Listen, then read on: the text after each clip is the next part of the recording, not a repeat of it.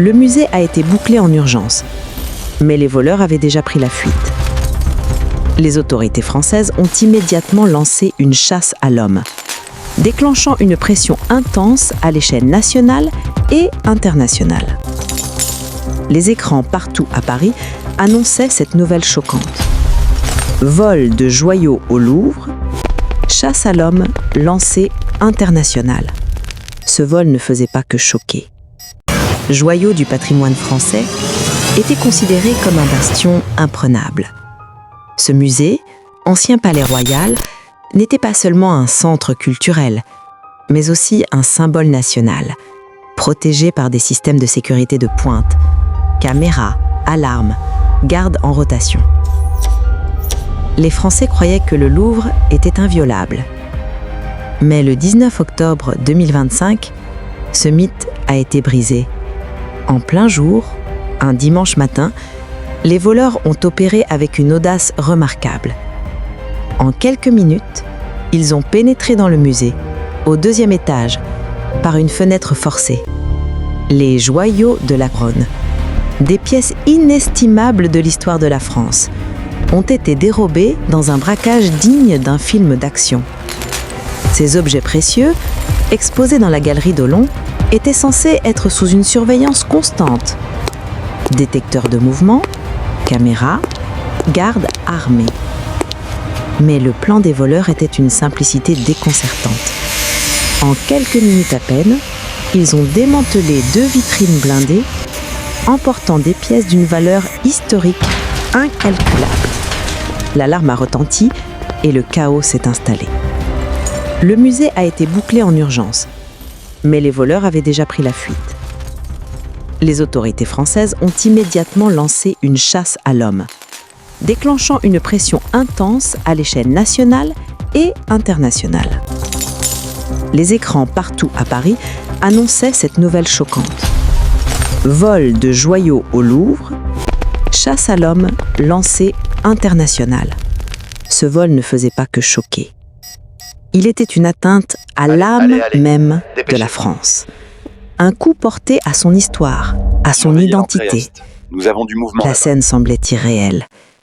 Comment ces objets précieux avaient-ils pu disparaître dans un musée réputé imprenable? Il y a un peu plus d'un siècle, en 1911, un autre vol au Louvre avait secoué la France. La Joconde. Ce vol, orchestré par un employé du musée, avait démontré qu'aucune œuvre, même la plus iconique, n'était à l'abri.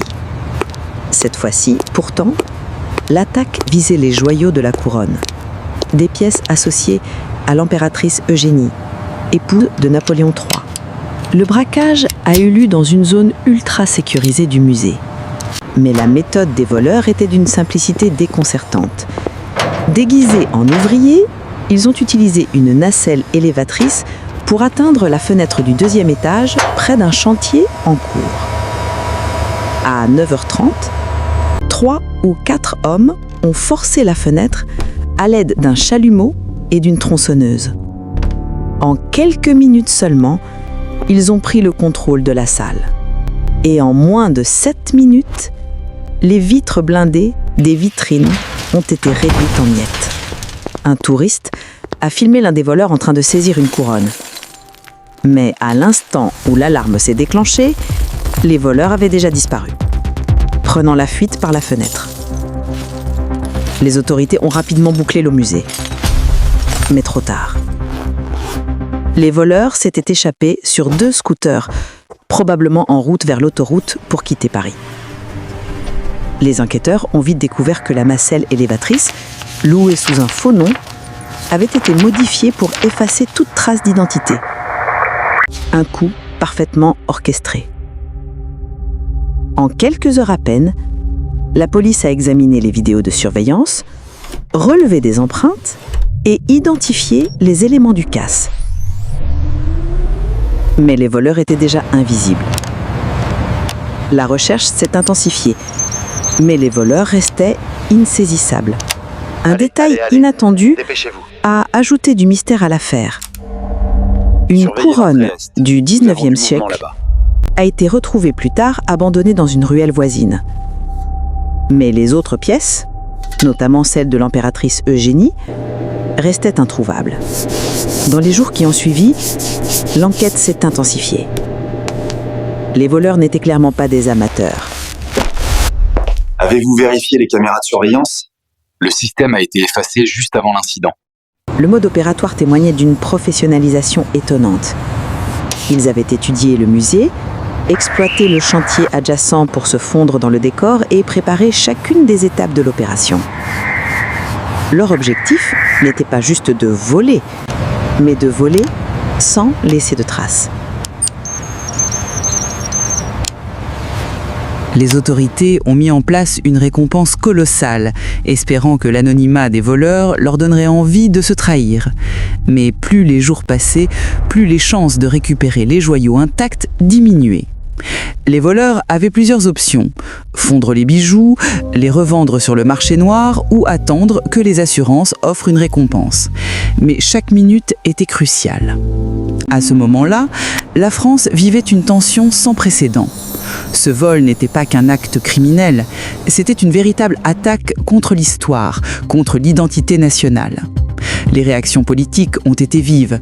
De Macron à Marine Le Pen, tous ont dénoncé cet affront, qualifiant ce vol d'attaque contre le patrimoine français. La colère montait et la pression sur les autorités aussi. Mais ce n'était pas le premier vol de l'année. 3 autres musées parisiens avaient déjà été cambriolés. Un climat d'angoisse s'est installé dans la capitale. Le Louvre, symbole de la culture française, n'était plus à l'abri. Les musées de la capitale étaient désormais sous haute surveillance. Le mystère autour du vol du Louvre ne faisait que s'intensifier.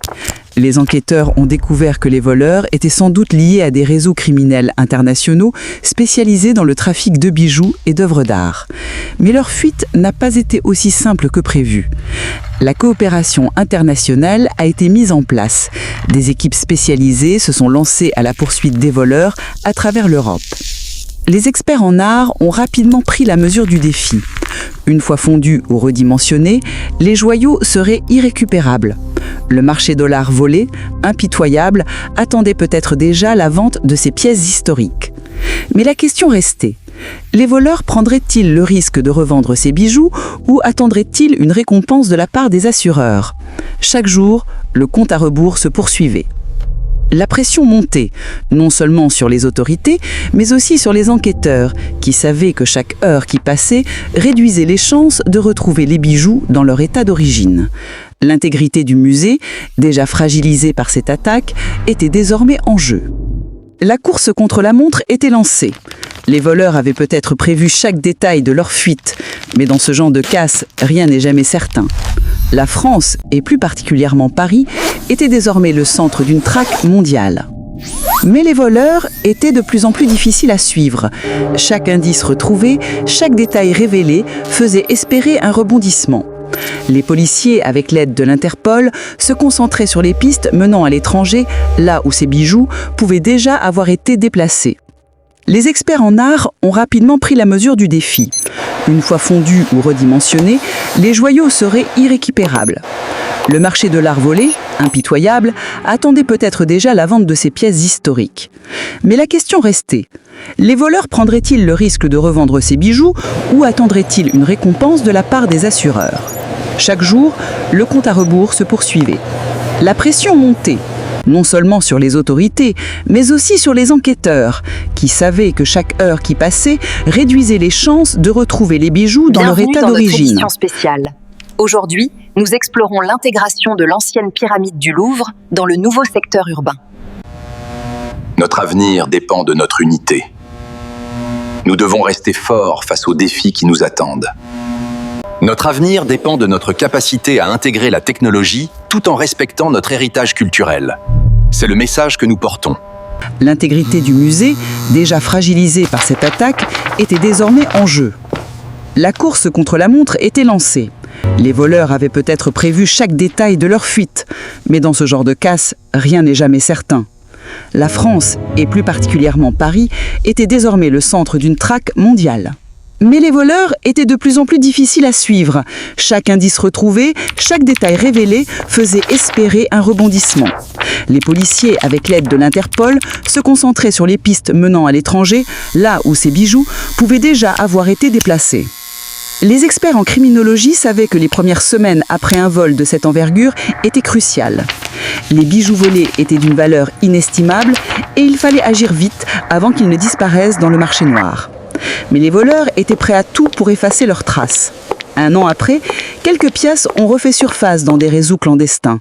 Des rumeurs ont circulé, suggérant que des collectionneurs privés étaient impliqués. Mais ces bijoux étaient souvent détériorés. Les enquêteurs ont continué à creuser, suivant les pistes internationales, espérant retrouver les pièces disparues. Mais le mystère autour de cette affaire persiste. L'affaire reste donc ouverte. Le butin n'est toujours pas entièrement récupéré. Le Louvre, de son côté, continue de protéger son héritage, tout en espérant que l'histoire finira par trouver une conclusion. Le vol du Louvre est désormais un mystère mondial, une énigme qui traverse les frontières et captive l'imaginaire collectif.